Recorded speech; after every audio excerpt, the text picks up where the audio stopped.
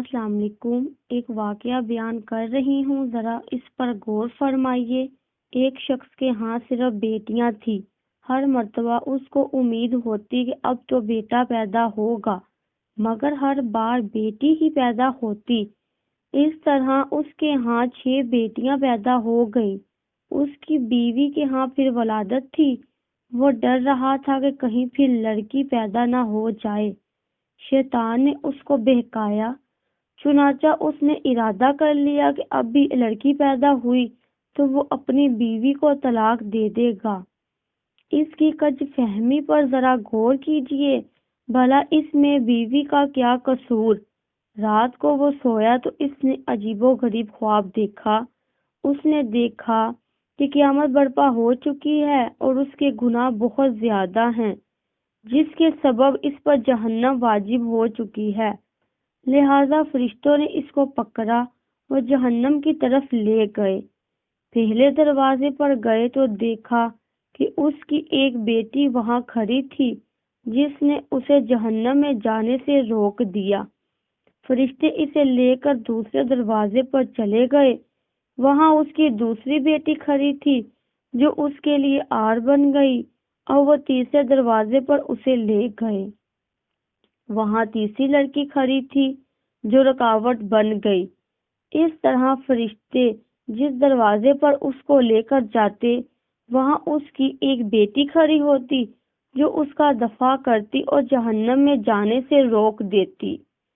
اس طرح فرشتے اسے جہنم کے 6 دروازے پر لے گئے، مگر ہر دروازے پر اس کی کوئی نہ کوئی بیٹی رکاوٹ بنتی چلی گئی۔ اب 7واں دروازہ باقی تھا۔ فرشتے اس کو لے کر اس دروازے کی طرف چل دیے۔ اس پر گھبراہٹ طاری ہو گئی کہ اس دروازے پر میرے لیے رکاوٹ کون بنے گا۔ اسے معلوم ہو گیا کہ جو نیت اس نے کی تھی وہ غلط تھی۔ وہ شیطان کے بہکاوے میں آ گیا تھا۔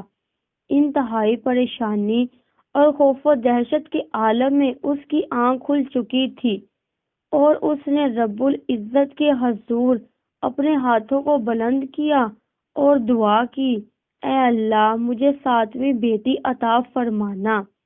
اس لیے جن لوگوں کا اللہ پر ایمان ہے، انہیں لڑکیوں کی پیدائش پر رنجیدہ ہونے کی بجائے خوش ہونا چاہیے۔ ایمان کی کمزوری کے سبب جن بدعقیدہ لوگوں کا یہ تصور بن چکا ہے کہ لڑکیوں کی پیدائش کا سبب ان کی بیویاں ہیں، یہ سراسر غلط ہے۔ اس میں بیویوں کا یا خود ان کا کوئی عمل دخل نہیں، بلکہ میاں بیوی تو صرف ایک ذریعہ ہیں، پیدا کرنے والی تو ہستی اللہ تعالیٰ کی ہے۔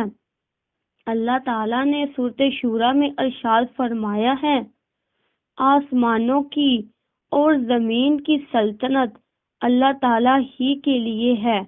وہ جو چاہتا ہے پیدا کرتا ہے، جس کو چاہتا ہے بیٹیاں دیتا ہے، اور جسے چاہتا ہے بیٹے دیتا ہے، یا پھر لڑکے اور لڑکیاں ملا جلا کر دیتا ہے، اور جسے چاہتا ہے بانجھ کر دیتا ہے۔ وہ بڑے علم والا اور کامل قدرت والا ہے۔ سورۃ شورى آیت نمبر 49 اور 50۔